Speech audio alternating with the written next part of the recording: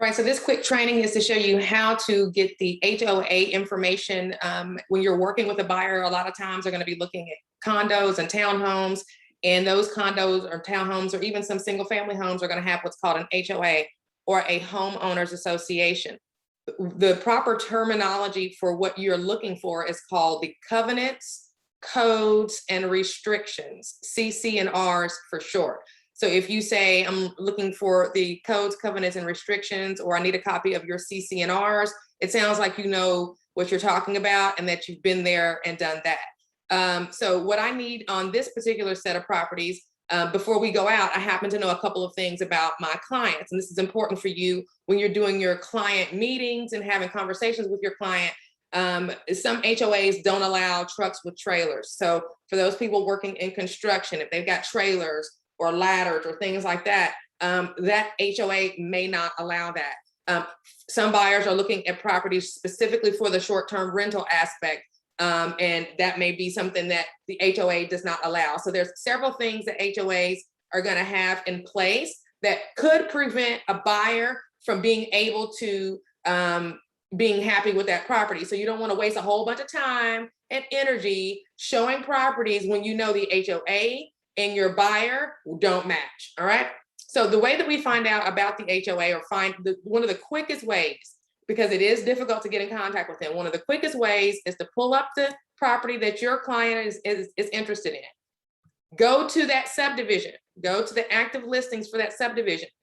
This is the cottages at Indian something or other. Okay. So I'm going to go ahead and log into my RealTracks, which I should have already been logged in, but I'm not. All right.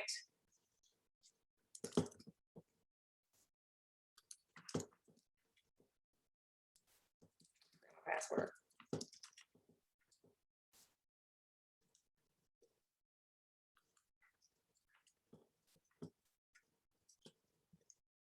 Oh, wrong password. Let's get out of this browser. How about it? Hold on just a second. I'm just going to switch over. All right.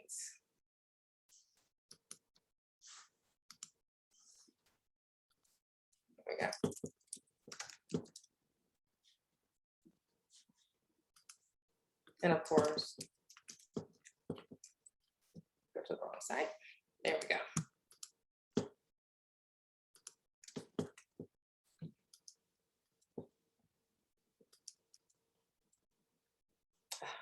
I don't want to do that.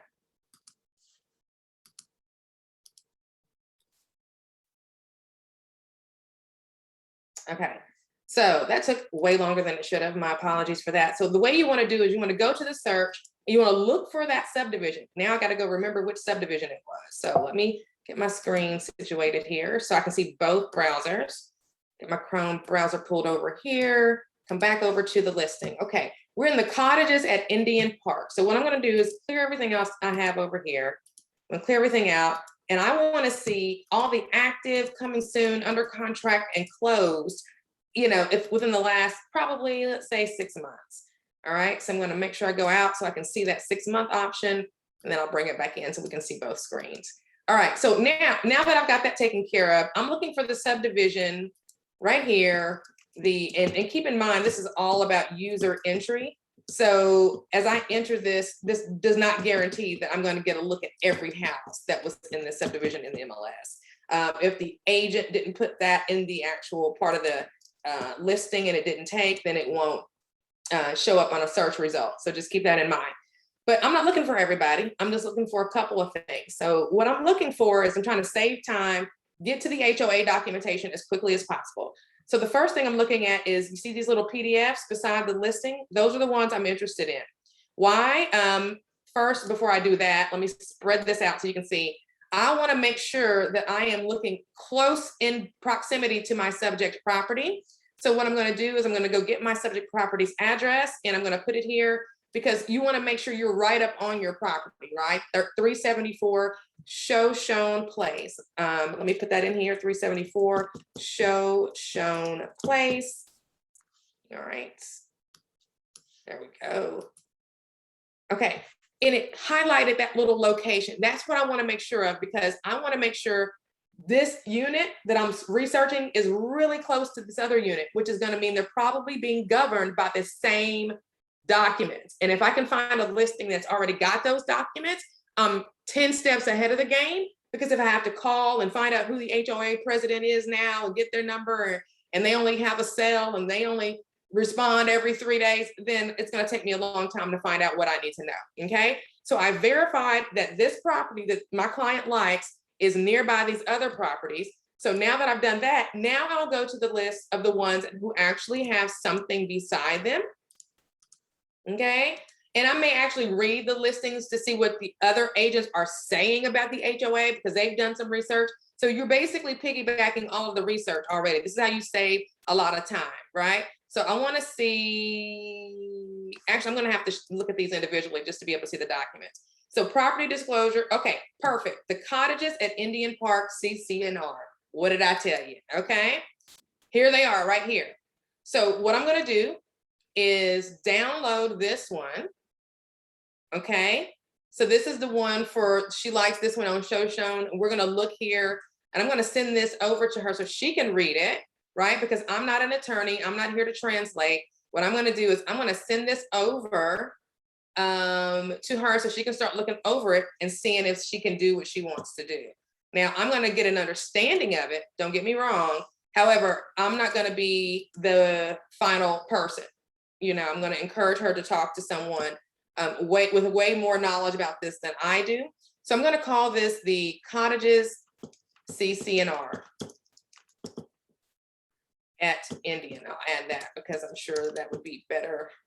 CC and R, CCRs, that's what I'll call it.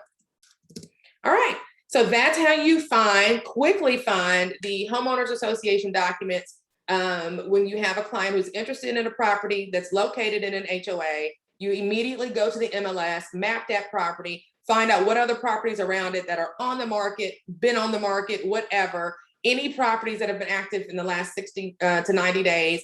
There's likely going to be a copy of the documents in one of those listings. And it's going to save you a ton of time so that you don't have to worry about finding out who the HOA contact is, getting their information, and, you know, just going through all that drama just to find the HOA documentation. So that's how you go about doing it. There are other ways of doing it. You can find their telephone number, give them a call, explain that you have someone who is interested, and you ask them, hey, how can I get a copy of the codes, covenants and restrictions for your HOA? I have an interested buyer and a listing within the subdivision. Use that exact verbiage. Okay, don't just be sounding like you're just doing research. Say that you do have a buyer interested in putting an offer in on a property, and they want to review those covenants before the offer is put forth. Can you get a copy?